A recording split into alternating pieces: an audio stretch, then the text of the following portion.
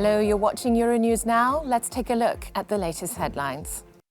Blanket booster programs are likely to prolong the pandemic rather than ending it.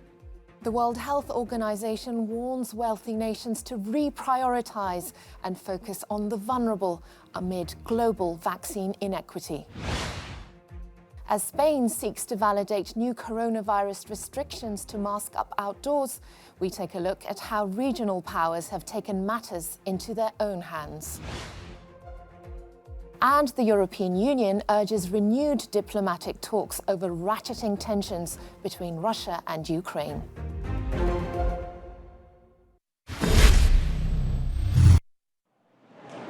No country can boost its way out of the pandemic. This was the stark warning from the Director General of the World Health Organization as further countries battle the Omicron variant. Dr. Tedros Adhanom Ghebreyesus acknowledged that vaccine supply is increasing, but access to jabs in lower income countries is still problematic. He added that there were enough vaccines administered globally this year that every country could have inoculated 40% of its population. However, inequality in distribution and hoarding are preventing the pandemic from coming to an end. While some countries are now rolling out blanket booster programs, only half of WHO's member states have been able to reach the target of vaccinating 40% of their populations by the end of the year because of distortions in global supply. The WHO Strategic Advisory Group of Experts on Immunization, or SAGE, is issuing an interim statement on booster doses. SAGE concluded that the focus of immunization must remain on decreasing deaths and severe disease, and expressed concern that blanket booster programs will exacerbate vaccine inequity. About 20% of all vaccine doses administered every day are currently being given as boosters or additional doses. Blanket booster programs are likely to prolong the pandemic rather than ending it. Vous le voyez, nous avons encore quelques problèmes de connexion. Beijing Winter Olympics organisers strongly suggest athletes from abroad should receive COVID-19 booster shots before participating in the Games as the new Omicron variant takes hold across the world. The decision was taken following talks between China and the International Olympic Committee. We have repeatedly communicated with the International Olympic Committee and reached a consensus that, given the uncertainty of the COVID-19 situation, as well as the spread of the new variant Omicron around the world, we strongly suggest that all athletes and other stakeholders receive booster shots before coming to China. Many countries have positively responded to that and given booster shots to their athletes. During the Games, all athletes, staff and journalists will be confined to bubbles for the duration of the competition, which will take place at 3 far-flung locations in downtown Beijing. China maintains some of the world's strictest antivirus travel restrictions.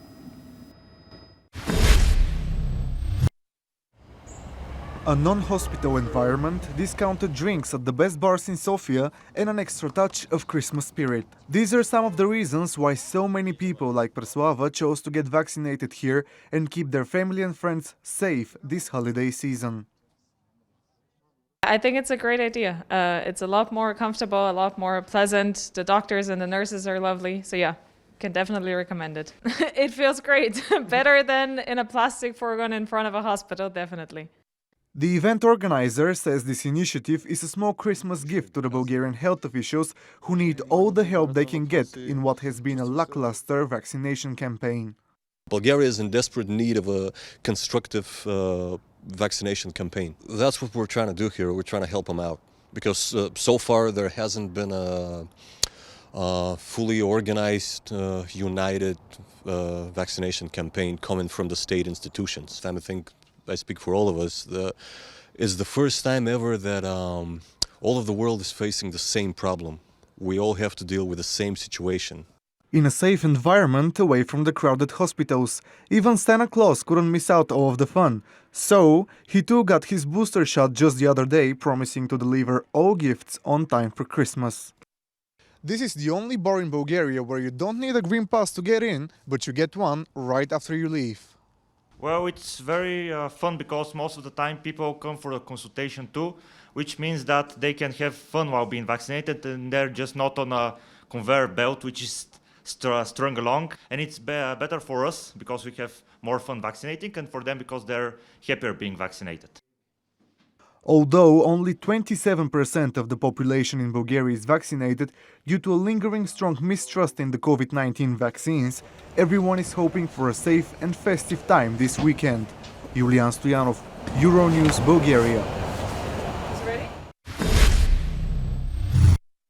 The situation in Ukraine was one of the most popular topics at this big annual press conference of Vladimir Putin. Mr. Putin said that Russia does not want a conflict with Ukraine, but it needs security guarantees immediately and unconditionally. The Russian president also said that NATO had tricked Russia, which brought, as he underlined, to 5 waves of expansion. And he said that he was looking forward to the talks between Russia and the US scheduled on the beginning of the next year in Geneva. Mr. Putin also said that Gazprom had no intentions of undermining the gas supplies to Europe, and he was asked about the opposition figure, the imprisoned Alexei Navalny. Mr. Putin did not mention Mr. Navalny by his name as usual, and said that Russia was still waiting for any proof of his poisoning from the West. There were more domestic questions at this press conference, and I had this feeling that Mr. Putin prefers to talk about what is happening inside Russia. For example, he was asked about the effect of the pandemic on the economy, and he said that Russia did pretty well, much better than some other countries. Galina Polonskaya, Euronews from Moscow.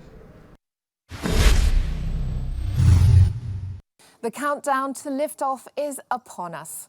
The highly anticipated launch of NASA's giant new James Webb Space Telescope on Saturday promises to look deeper into the universe. Scientists are hoping its state-of-the-art capabilities will allow them to study the atmospheres of distant planets. They're also hoping for signs of life to be detected. Well, for more on this, I'm now joined by Dr. Francisco Diego, who is an astronomer at the University College London. Thank you for joining us, Dr. Diego. This launch has faced many obstacles. Can you talk us through what we can expect when it does take off? It is perhaps one of the most impressive scientific experiments ever attempted. This telescope, both from the technology that is behind it, the design, the materials, everything, plus the kind of work that it's going to do in the next few years is amazing. It's completely astonishing. So a lot of nations involved, a lot of scientists involved, giving the most of their careers in this adventure. Now to see them put in the top of a rocket and then go into space to a very distant place in the just behind the moon. Very, very impressive. How can it give us a better understanding of our universe and our space in it?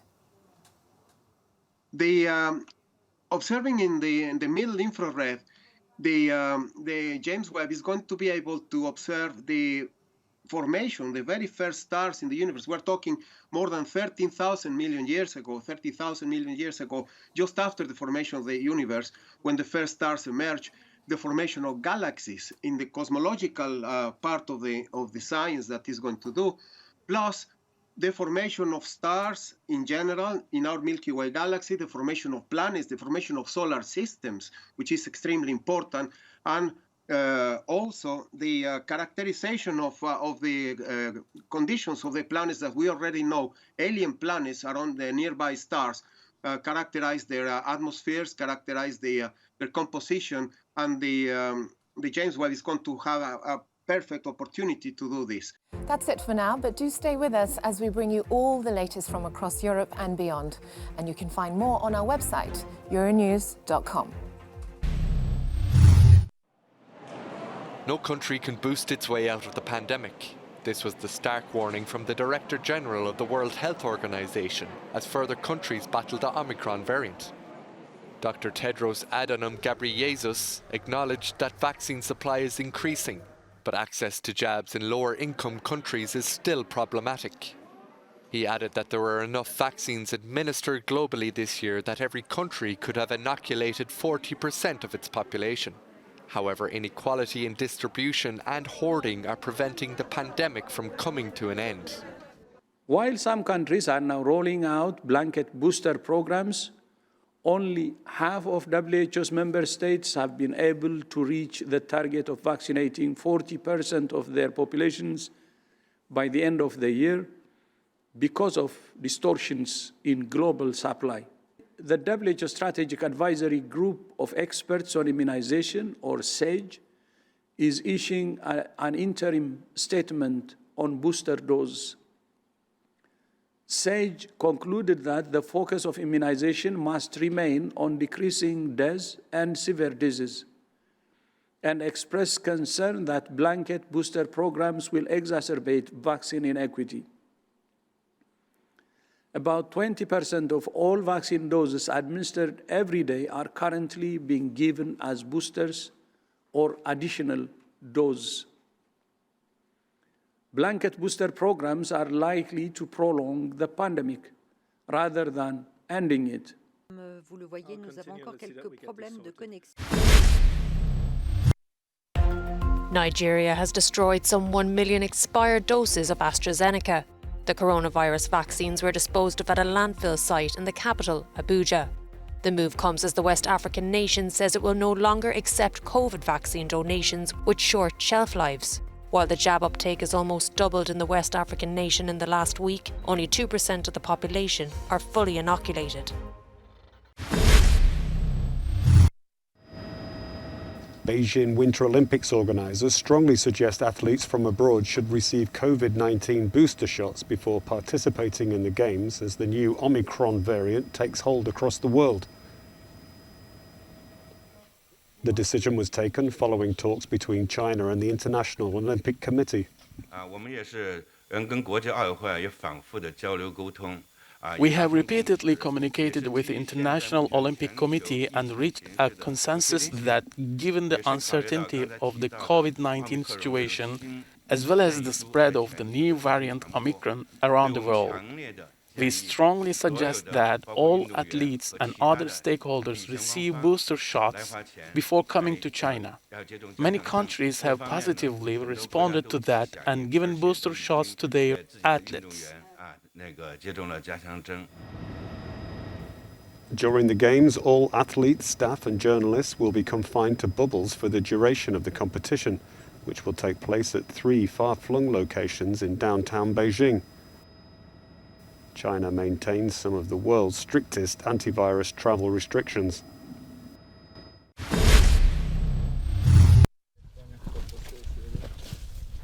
On the Russian border, Ukrainian troops go through maneuvers in preparation for what the country thinks is a coming invasion from the east. Although Russia denies any plans for aggression, Italian Prime Minister Mario Draghi suggested a European army would discourage an attack. What is the deterrence factor the European Union have?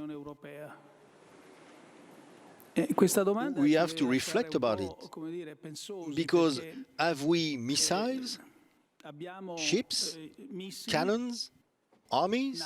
Not at the moment. Meanwhile, Germany's new foreign minister, Annalena Baerbock, took a more diplomatic stance, saying that sit-down talks were the best way to calm tensions. I've repeatedly said how important it is that we return to the negotiating table in the Normandy format to ensure that we can avert a further escalation, because this major crisis we are in can only be resolved through dialogue. In a phone call on Wednesday, Baerbock's sentiments were echoed by the heads of the American and European diplomatic services, Anthony Blinken and Joseph Borrell, who agreed that any possible solution will have to be done through diplomacy. Russia's Foreign Minister Sergei Lavrov remains open for further dialogue. And in a show of support, Poland's Foreign Minister met with his Ukrainian counterpart to discuss the current situation on the Russian border.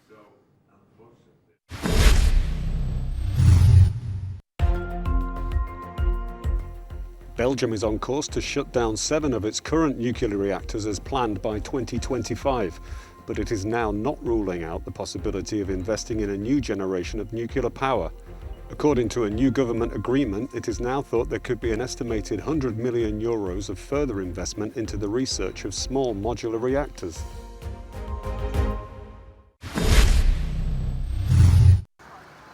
For the first time in 4 years, all 4 faces of London's Big Ben will be fully visible to ring in the new year. Scaffolding that has surrounded Elizabeth Tower and the Great Clock for renovation work since 2017 is gradually being removed. I think it's fantastically important. It's important for the tourist industry, it's important for us. It's an international symbol of democracy. And remember, of course, the bell, Big Ben itself, was the only bell allowed to ring during the Second World War. So that was the sound of liberty and hope. As the clock strikes midnight on the 31st, the bells will also chime for the last time using a temporary system. The original 11.5-ton Victoria-era mechanism will be put in its original place at the beginning of the year, after it was removed for its protection. The complete restoration is expected to be finished by summer.